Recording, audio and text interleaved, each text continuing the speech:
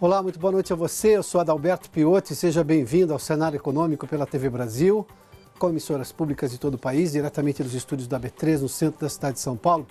Vamos aos destaques do programa de hoje. A Apple, essa dos smartphones, exatamente, e também dos computadores, vale mais de $1 trilhão. É a primeira empresa dos Estados Unidos, por conseguinte, a primeira empresa do mundo a ter esse valor de mercado. O valor da Apple supera o valor de todas as empresas listadas aqui na Bolsa de Valores de São Paulo, só para ter uma ideia da grandiosidade desse valor. O lucro da BR Distribuidora saltou 276% no segundo trimestre, isso chama atenção mesmo com a greve dos caminhoneiros, e isso tudo é pelo valor maior do combustível que foi vendido durante esse tempo, embora tenha vendido menos combustível. Só para você ter uma ideia o quanto que esse valor, esse repasse automático dos preços da Petrobras interfere aqui na BR Distribuidora também. Aumentou o percentual de famílias endividadas, mas por um outro ponto de vista, ou seja, das famílias inadimplentes, ou que disseram que não tem condições nenhuma de pagar as dívidas, ficou estável esse dado. O dado é da Confederação Nacional do Comércio e daqui a pouco a gente vai mostrar também uma comparação de onde que os juros mais altos, onde existem juros mais altos, existe mais inadimplência, onde existem juros mais baixos, a inadimplência é menor, a gente vai mostrar isso aí também. A indústria se recupera em junho, diz o IBGE, a gente já falou de dados semelhantes da CNI, a Confederação Nacional da Indústria. O detalhe aqui nesse dado do IBGE, aumento de produção industrial no ano e também em 12 meses, o dado é extremamente importante. No estúdio Daniel Maranhão, a gente vai falar sobre o otimismo dos empresários brasileiros na entrevista aqui no Cenário Econômico, que já está no ar.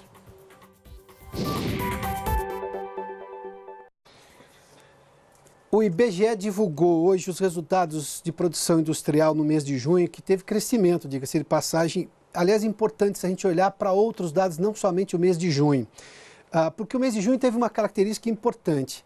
Como maio houve a greve dos caminhoneiros, junho tinha muita coisa represada e, portanto, haveria um salto, como a gente mostrou nos dados da CNI recentemente. Mesmo quando se analisa o quadro seja um pouco maior, aí você vê esse avanço da indústria, seja comparado com junho do ano passado e quando a gente olha também para a comparação, ou seja, no acumulado do ano e nos 12 meses. Vamos dar uma olhadinha nesses dados? Porque a própria CNI fez menção disso recentemente, a Confederação Nacional da Indústria, porque o crescimento em junho tinha muita coisa represada em maio, era esperado, mas a CNI estava em algum momento muito conservadora em dizer que a indústria tinha se recuperado de vez, estava avançando. Recuperado sim em relação à greve dos caminhoneiros, mas a questão é se está avançando, ou seja, para produzir mais riqueza e isso ter uma interferência grande no PIB no final do ano. Vamos lá. Olha, para você ter uma ideia, esse é o endividamento das famílias. Perdão, vamos voltar para uma outra tela aqui, daqui a pouco a gente tem os dados do IBGE. Está aqui, a produção industrial em alta, está aqui em junho, em relação a maio, ou seja, maio foi um mês ruim dada a greve dos caminhoneiros, 13,1% de crescimento. Em junho de 2018 e 2017, ou seja, eu estou comparando mês com mês, um crescimento de 3,5%. Mesmo com essa alta grande aqui em relação a maio, eu tive um crescimento em relação a junho do ano passado, que não tinha sido afetado, por exemplo, por maio de 2017, que foi um mês normal, não teve nenhuma intercorrência com a greve dos caminhoneiros em maio deste ano. No ano, o acumulado de crescimento da indústria é de 2,3%, em 12 meses 3,2%. Esses dados aqui são extremamente importantes aqui. No acumulado há um avanço da indústria. Obviamente que se esperava um avanço maior, mas se olhar que a produção industrial está crescendo nesse acumulado 2,3% até agora, até o mês de junho, ou seja, no primeiro semestre, e nos 12 meses eu tenho 3,2%, eu posso acreditar, e isso a gente tem mostrado, inclusive nas segundas-feiras, quando a gente traz os dados do boletim Focus do Banco Central, a produção industrial, o PIB industrial vai crescer mais do que o PIB brasileiro, ou seja, a indústria puxa o PIB para cima por esse aspecto aqui, porque ele tem um crescimento maior.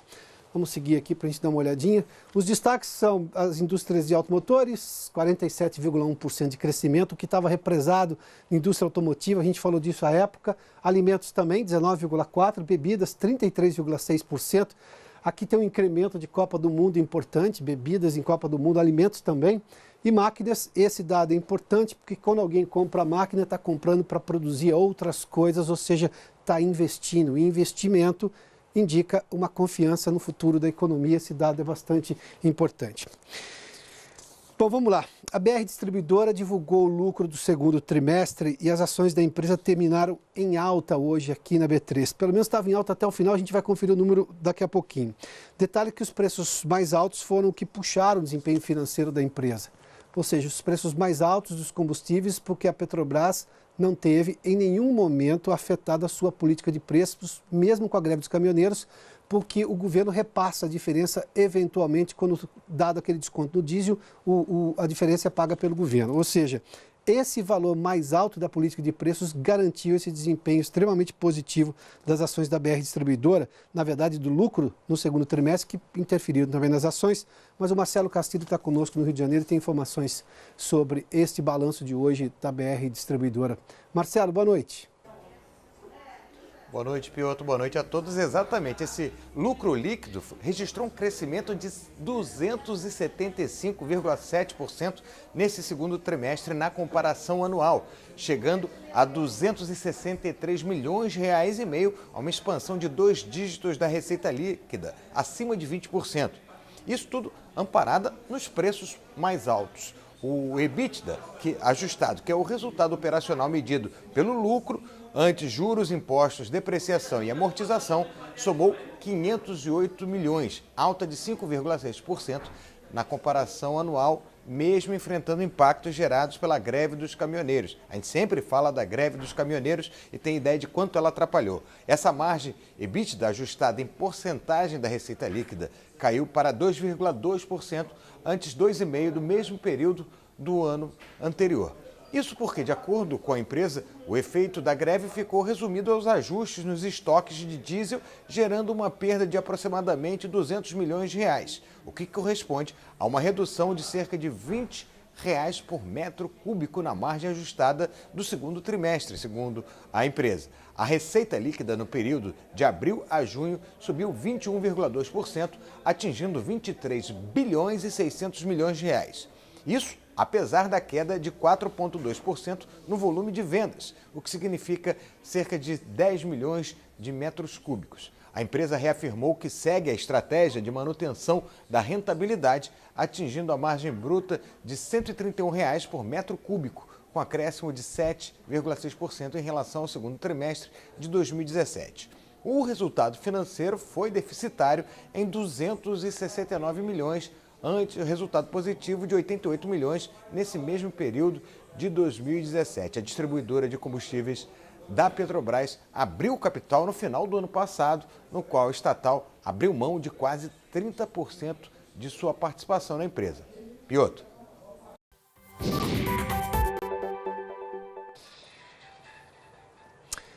Naquele IPO, ou seja, naquela abertura de capital, a BR Distribuidora captou 2 bilhões de reais. Mas vamos só pegar, olha, as ações de hoje da BR terminaram em crescimento de alta de 1,09% a R$ 19,51. E só repetindo, na verdade, fazendo uma análise rápida dos números que o Marcelo nos trouxe aqui, no segundo trimestre esse aumento, 275%, chegou a 263 milhões de ganho, mas as vendas caíram 4,2%. Aí se justifica justamente a questão do valor mais alto do combustível, ou seja, o produto foi vendido por um valor mais alto que gerou uma receita maior. Não que se vendeu mais, até porque se vendeu menos, mas mesmo assim teve esse faturamento importante. Bom, e pela primeira vez no ano aumentou o número de famílias que se disseram endividadas. Por outro lado, permaneceu estável o que é mais preocupante, que é índice de inadimplência, porque estar endividado não é um problema. Fazer dívida todo mundo vai fazer na vida, sobretudo quando compra alguma coisa de valor maior. Por exemplo, um carro, uma geladeira, um fogão. Se comprou a crediário, você está com uma dívida, você está endividado. Ainda mais se compra um imóvel, aí nós estamos falando de 100 meses, ou seja, de um parcelamento bastante longo. O problema está em não ter solvência financeira, ou seja, não ter recursos para pagar. E aí é que entra a história da inadimplência. Vamos dar uma olhadinha que os dados são mostrados aqui. O endividamento, a gente volta aqui, hoje nós estamos com as telas todas para lá e para cá, mas não tem problema. Vem cá, está aqui os dados são importantes. Ó, o endividamento das famílias, os dados são da Confederação Nacional do Comércio. Em junho, agora, de julho de 2018, é de 59,6%. Se eu comparar com julho de 2017, eu tenho até menos endividamento. Isso quer dizer, embora a diferença seja pequena, que as famílias estão um pouco mais preocupadas e não estão avançando nas contas, porque tem, obviamente, uma preocupação financeira com relação a isso. Em junho de 2017 era um pouquinho menor, aumentou agora em relação ao mesmo mês do ano passado, mas se a gente olhar exatamente esse outro dado, tem uma outra comparação. Vamos lá, quando a gente fala de contas em atraso, 23,7%. Isso aqui é inadimplência. E desses 23,7%, 9,4% disseram que não têm condições de pagar. Aqui elas estão com contas em atraso, estão tentando resolver a situação, ou seja, vislumbram uma saída.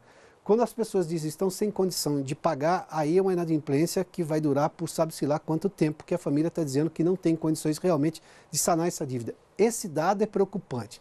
Agora vamos fazer uma comparação aqui das taxas de juros médias, até porque a pesquisa também mostra que as famílias estão 77,7% delas endividadas no cartão de crédito, que é a pior forma de financiamento, de endividamento que tem no país. Até porque, olha, essa é a taxa média do cartão neste ano, 291,9% ao ano, quase 300%.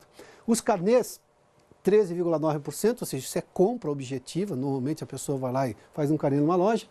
A média no comércio, isso aqui evidentemente que é um valor bem alto, é de 87% ao ano, e de 10,6% quando é financiamento de carros, 26,8%. Aqui eu peguei uma taxa bem alta, de 2% ao mês.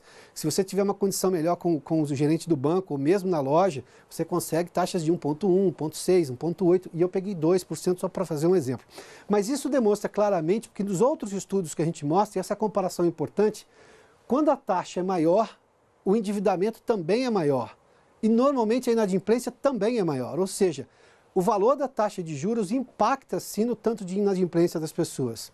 Aquela história de que o que veio primeiro, se são juros altos que trazem inadimplência, ou inadimplência que trazem os juros altos, que é o argumento, essa segunda frase é dos bancos. Não, os juros altos trazem inadimplência. A gente já mostrou recentemente um estudo da FEComércio que mostra isso claramente. Quando a taxa de juros é impagável, de 300% ao ano, normalmente as pessoas podem recair numa inadimplência porque todo mundo passa por solavancos financeiros. Mas ficar num solavanco financeiro que você tem 26,8% de juros ao ano é uma coisa. A 300% é muito diferente, né? Bom, a Gol anunciou um prejuízo no segundo trimestre desse ano e aqui tem um problema de valorização do dólar que impactou nos custos da empresa. A Vanessa Casalino conversa conosco em São Paulo e tem mais detalhes. Vanessa, boa noite. Oi, Piotr, boa noite para você, boa noite a todos. Foi isso mesmo, um prejuízo de mais de 1 bilhão 300 milhões de reais no segundo trimestre, mais de 170% superior à perda de um ano atrás. Um resultado que foi impactado pela alta do dólar. O valor médio pago por passageiro por quilômetro voado foi de R$ 25,74 no mesmo período, uma alta de 7,6%, isso em comparação com o mesmo período de 2017, resultado da elevação de 6% na tarifa média. Já a taxa de ocupação no mercado doméstico ficou em 79,1%, uma alta de 0,8 ponto percentual ante o segundo trimestre de 2017. No mercado internacional ficou em quase 69%, aí um recuo de 5,3 pontos percentuais. A Gol encerrou o trimestre com 119 aviões e ainda assim a empresa manteve a previsão de crescimento da oferta total entre 1% e 2% para 2018 e entre 5% e 10% para 2019, Piotr.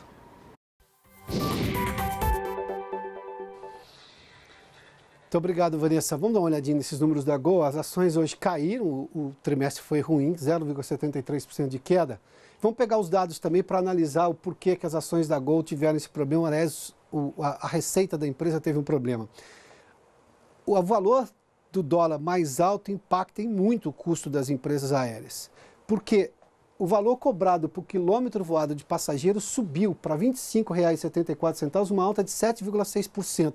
Houve um aumento também de 2 pontos, de 1 ponto percentual, 2 pontos percentuais na ocupação das aeronaves, ou seja, mais gente voou, pagando mais. Mesmo assim, a empresa teve um prejuízo e a alta do dólar foi gigantesca se eu pegar nos últimos 12 meses. Só no começo do ano para cá, teve altas e baixas, a gente acompanhou um dólar chegando a quase R$ 4,00, mas enfim, cedeu bastante. Tem uma alta acumulada de em torno de 17%. Isso demonstra claramente o quanto que o custo de um dólar mais alto, que normalmente você ouve aquelas análises infantis e nós já criticamos aqui, quanto vai custar agora para eu ir para Miami? Não, isso é só um custo. Aqui nós estamos falando de uma empresa que vive de uma série de coisas e, obviamente, ela está falando de combustível, está falando de querosene, de aviação, e isso tem impacto em dólar. É uma empresa internacional, enfim, nós temos uma série de problemas aqui que precisam ser analisados, ou seja, o custo do dólar mais alto impacta em uma série de atividades. Embora a viagem amanhã esteja associada a uma empresa aérea, não é só aquela, quanto vai custar a sua viagem a mais. O problema é que a empresa não consegue repassar tudo, tanto não conseguiu repassar tudo, que apesar do aumento nesses dois aspectos, tanto de ocupação da aeronave quanto no custo, pago por quilômetro voado de passageiro, mesmo assim a empresa teve um prejuízo. Vamos seguir, vamos olhar o mercado financeiro. A gente tem aqui as telas do mercado financeiro agora já, vamos lá, daqui a pouco. Deixa eu só me achar aqui que hoje nós estamos... Está aqui, ó. O Ibovespa está aqui, olha, alta de 0,42% a 79.636. E a gente vai olhar agora aqui também, espera um pouquinho, temos o dólar também, Renato? Vamos lá agora, para cá, eu já vou falar da Apple já, o dólar comercial, uma leve oscilação negativa, praticamente estável, 0,06% a R$ 3,75. Mas vamos falar da Apple. A Apple é a primeira empresa, a Apple dos smartphones, exatamente isso, dos computadores, que muita gente elogia pelo sistema operacional e tudo mais. A Apple é hoje a primeira empresa americana e, portanto, do mundo a ter um valor de mercado acima. Foi a primeira empresa a ultrapassar o valor de $1 trilhão. Vamos mostrar? Hoje subiu um pouquinho mais, 2,92% depois de revelar dados do trimestre, com vendas de iPhone em alta, enfim. A empresa tem uma excelência técnica e tem um consumidor, tem um cliente que faz uma propaganda gratuita dela. Ou seja, ela conversa tão bem com o cliente que o cliente é a própria propaganda. Isso faz com que a própria Apple faça menos propaganda. É porque o próprio cliente fala tão bem do produto e ele é fiel à marca, ele repete, aquele fica velho, ele compra um novo. Um iPhone hoje no Brasil custa R$7.000, nos Estados Unidos em torno de $1.000. Mas vamos lá, por que a Apple chegou a esse valor? As ações subiram, ontem bateu na trave, quase chegou no $1 trilhão, mas hoje de manhã na primeira alta já bateu. Vamos lá, os dados de agora. A Apple tem pouco mais 4.842.000 ações negociadas na Nasdaq, que é a bolsa de tecnologia nos Estados Unidos. O valor de cada ação hoje é de $207,39. É fácil, aqui é uma conta. 4,842 milhões vezes 207, o valor da empresa neste momento da Apple é de $1 trilhão, 4 bilhões, 182 milhões e 380 dólares. Esse é o valor da Apple, é maior do que o da B3, a bolsa aqui no Brasil. Vamos fazer um intervalo, daqui a pouco a gente fala sobre o otimismo dos empresários aqui no Brasil. Já de volta com o cenário econômico e para falar sobre o otimismo dos empresários brasileiros, uma pesquisa da Grant Thornton mostrou que há um aumento no otimismo dos empresários brasileiros, mas os dados a gente vai fazer uma análise um pouquinho mais desde 2016, do final de 2016, porque teve um impacto político ali na percepção dos empresários. O Daniel Maranhão está conosco. Daniel, bem-vindo aqui ao cenário. Bem-vindo, boa noite, Alberto. Muito obrigado pelo convite. Eu vi aqui na pesquisa, agora está em 28%, é isso? Exatamente. 28 pontos. O último trimestre agora, que nós precisamos a pesquisa... No segundo trimestre agora, 2018. Exatamente. Mas eu vi, no quarto trimestre de 2016, chegou a 59%. Ali era aquela sensação de que resolveu-se um problema político que estava travancando o país, que foi logo depois do impeachment. Exatamente. Um pouquinho antes de comentar o resultado, nós estamos fazendo essa pesquisa aqui no Brasil já desde 2007, né? Então estamos acompanhando uma série histórica bem relevante e globalmente por mais de 26 anos. Né? E nós temos visto exatamente a partir de 2016, que foi o pico um pouco do otimismo dos empresários brasileiros, foi um pouco daquele otimismo em relação à mudança que houve aqui no país em termos de saída de um governo e entrada de outro. Né? Isso eu acho que o principal motivo que levou ao otimismo maior naquele momento. Porque eu tenho o gráfico aqui, olha, no quarto trimestre chegou a 59 pontos. No primeiro trimestre de 2017, 50 pontos. Aí do segundo trimestre de 2017 até agora, ele tem oscilado em 32, 26, 31, 26, 28. Em torno de 30%, eu posso dizer, ou 29%. Sim. Isso significa o quê? Ter um terço apenas, um pouco menos de um terço dos empresários otimistas no país, embora tenha havido um aumento na comparação com o dado anterior. Sim. O cenário que nós temos visto por essa pesquisa exatamente é que, com a mudança de governo, teve um nível de otimismo extremamente positivo naquele momento. E à medida que foi se passando um pouco o tempo em termos várias coisas, um pouco de descontrole em termos daquilo que foi prometido, em termos de controle de gastos, talvez investimento em infraestrutura que foi cada vez não andaram, previdenciária, fiscal de uma forma geral. Isso. Infraestrutura cada vez mais diminuindo toda a questão de investimento. Tivemos vários vai e vem com relação à prisão do ex-presidente. Teve maio com aquele problema da JBS no ano passado. Exatamente. Que está no segundo trimestre do ano passado, quando teve essa queda importante. Exatamente. Então, todo esse movimento que ocorreu em termos de estabilidade política, né? Tanto e empresarial também, que como você comentou, levaram alguns empresários a serem presos, tudo isso gera uma estabilidade. E com a estabilidade, gerou estabilidade econômica, política e econômica consequentemente. Então os empresários sentiram-se muito mais receosos em termos de fazer previsões futuras, em termos de cenários políticos e econômicos do Brasil e tomar decisões de investimentos, né? Então isso é um pouco do que ocorreu ao longo desses trimestres. Essa pesquisa revela com propriedade o quanto que solavanco atrapalha o desenvolvimento do país de uma forma duradoura e por longo prazo. Exatamente. Porque você citou aí uma série de questões que interferem, evidentemente, dentro de uma certa... Eu não tive calmaria, não tive períodos de calmaria. Aliás, o período de calmaria que esse país teve foi do quarto trimestre de 2016, que você tinha uma nova perspectiva, Exatamente. Os juros começaram a cair ali, inclusive, e do primeiro trimestre, um pouco avançando no segundo trimestre de 2017. Só. Depois foram solavancos. Somente solavancos. A pesquisa demonstra claramente esse gráfico. Exatamente. E o cenário isso nós comentamos um pouquinho, que agora esse segundo trimestre de 2018 teve uma melhora, né? E é uma melhora extremamente insignificante, quase 2 pontos percentuais, né? Essa melhora nós temos percebido que é um pouco daquela visão de que talvez com as eleições, com a entrada talvez de um governo que atenda um pouco os anseios dos empresários, que vai levar a uma melhoria em termos de economia, cenário econômico. Mas você acha que deu para perceber? Porque até o final de junho ainda tinha muita instabilidade no quadro eleitoral. A Bolsa refletia isso. Exatamente. E a pesquisa terminou ali, em junho. Em né? junho, exatamente. Ali era um pouco de aposta do empresário, que você, em algum momento, vai haver uma maturidade do eleitor e perceber que não dá para ter mais de novo milagre, porque não existe milagre, o milagre custa caro, e em algum momento a gente começa a amadurecer para ter candidatos mais equilibrados, é isso? Exatamente. Eu acho que o que os empresários, a percepção deles é bem por esse caminho que não dá para ter mais estabilidade. Eu acho que teve uma questão de definição, o mais claro um pouquinho de definição que um partido não estaria muito forte em termos de voltar a se reeleger, né, para o governo. Acho que essa visão, um pouco percepção, levou um pouco de melhoria do otimismo. E tem também que o Brasil ele é um país, do ponto de vista, se nós tivermos um pouco de estabilidade política, né, não tenho dúvida, digo pela pesquisa também, e pelo que nós conversamos com os empresários, é que vai ter muito investimento, né?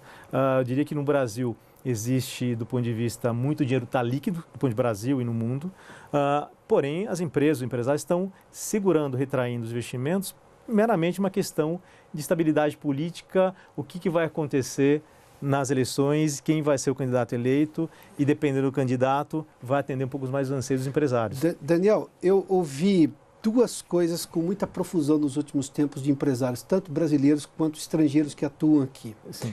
O potencial brasileiro é gigantesco, é o único lugar que você pode crescer em 2 dígitos. Você não tem lugares no mundo que você consiga crescer 2 dígitos. O Brasil é um lugar que, dependendo do produto, você tem crescimento de 2 dígitos. Isso é fantástico. E a segunda coisa é que, seja quem for o eleito, já está definido que o que ele tem que carregar é grande, ou seja, não dá para correr muito, não dá para fazer milagre, porque você vai ter que carregar um problema fiscal gigantesco, uma necessidade de reformas, você tem que resolver problemas de inadimplência gigantescos, essa taxa de juros ao consumidor que eu estava falando isso anteriormente. Então, eu tenho ouvido essas duas coisas e me parece que a pesquisa está revelando justamente isso. Exatamente isso. Há algumas certezas que elas vão continuar existindo independentemente da opção que as pessoas façam em outubro. Exatamente, porque não tem milagre, não é que entrou um novo candidato que as coisas vão, do ponto de vista econômico, melhorar, vou falar do ponto de vista governo, não vai se melhorar de um dia para a noite. Tem muito trabalho a ser feito em termos de redução de controle de gastos, redução da dívida pública, manutenção de uma estabilidade de inflação, que é um desafio, né? Mas, pelo lado dos empresários, tem o otimismo e tem, fala assim, o desejo de continuar investindo no país. Porque o país é um país enorme, com um poder, guardar suas devidas proporções de consumo enorme, com recursos naturais aí diversos. Em comparação ao mundo, me perdoe pela rapidez da resposta, mas em comparação ao mundo, os nossos empresários estão mais ou menos otimistas? Neste momento, tem 2 comparações. Em relação a média global nós estamos menos otimistas. A média global desse trimestre atingiu 54%, mas também houve uma pequena redução. Se nós compararmos nossos vizinhos aqui lá na América Latina, nós estamos mais otimistas, que é um cenário de 28% de otimista no Brasil contra 23% de otimistas na América Latina. Então o Brasil ainda no nosso cenário, fala assim, latino-americano, continua sendo um país aí, ou os empresários mais otimistas em relação... E a gente tem potencial para estar na média do mundo. Tem, sem dúvida. Bem acima da média. Não tem... Perdão, quer concluir? Só apenas uma conclusão aqui, pela nossa análise que nós fizemos, pelo nosso planejamento do ponto de vista como empresa, consultoria global, o Brasil ele é visto como, fala assim, de um extremamente potencial, de enorme crescimento, principalmente para as empresas médias e familiares. Isso é ótimo. Então tem um potencial. Os empresários brasileiros e internacionais estão de olho e eu espero que tenhamos um cenário político muito melhor lá na frente. Daniel, obrigado pela gentileza. Eu agradeço. O Cenário Econômico termina aqui. Obrigado pela sua companhia, pela audiência. Boa noite. Até amanhã.